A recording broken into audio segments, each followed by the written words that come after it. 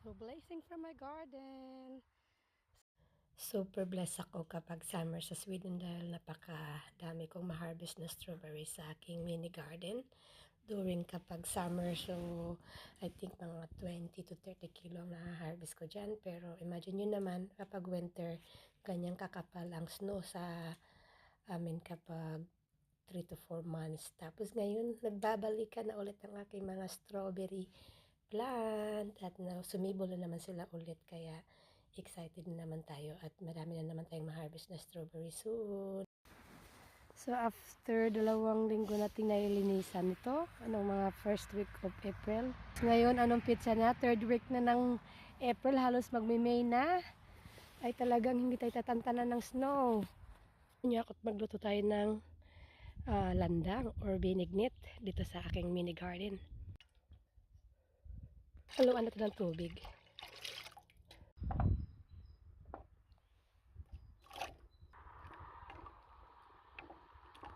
So, pasok na natin ang ating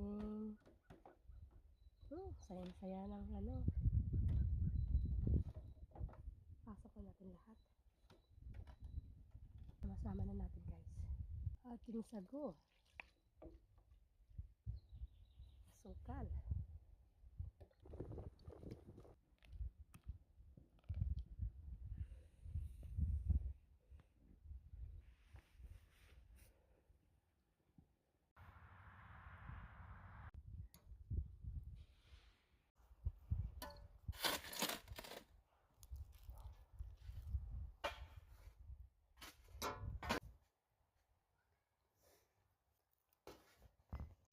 Samahan niyo naman ako at ito na ang ating status ng strawberry plant after na mahabang winter at kung gaano kakapal ang snow dito nung nag-start nung November hanggang April. So, ito na sila ngayon. Buhay na buhay pa din ang ating strawberry kahit hanggang tuhod yung snow dyan.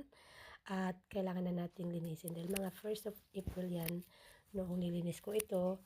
At kailangan natin kupitin yung mga lumang strawberry plant dahil hindi naman sila healthy dahil nung nakarang taon pa ito. At dahil sisibol naman sila ng panibago, so kailangan natin tanggalin yung luma. So ayan, matinding walisan at kupitan dyan. Kaya, pero maganda naman ang resulta after nung nailinis natin. At ayan na, so mabilis na lang itong sisibol at lumaki. At siyempre, kailangan natin bigyan ito ng fertilize at compost para mas mataba. So kahit maulan umaraw, talagang lumabas din si mahal na araw. Kaya ito na yung resulta after natin nagupitan, nadumihan, na tinanggal yung mga tangkay ng strawberry plant na kahit sobrang green pa siya. So ito na siya, nagbabalikan na. So ito na yung mga baby new sprouting niya ng mga strawberry. Ganyan ang itsura niya para mas maliwanag ang kulay. Ayan. So, ang gagawin naman ito natin after mga 3 weeks, tatanggalin yung mga sobrang runners. Kasi hindi rin masyadong maganda kapag maraming runners. Hindi siya healthy. So, hintayin lang muna natin na medyo lumalaki-laki ito. Tapos, lalagyan ng compost at bibigyan ng papataba. So, ayan. So, ganyan ang pag-aalaga ng strawberry plant. Happy na ba kayo? At ano na? Nalinis na ni Mami. So, give natin update after 1 month. Ano na itsura nila after. Work of April na. Magkakatapusan na ng April eh.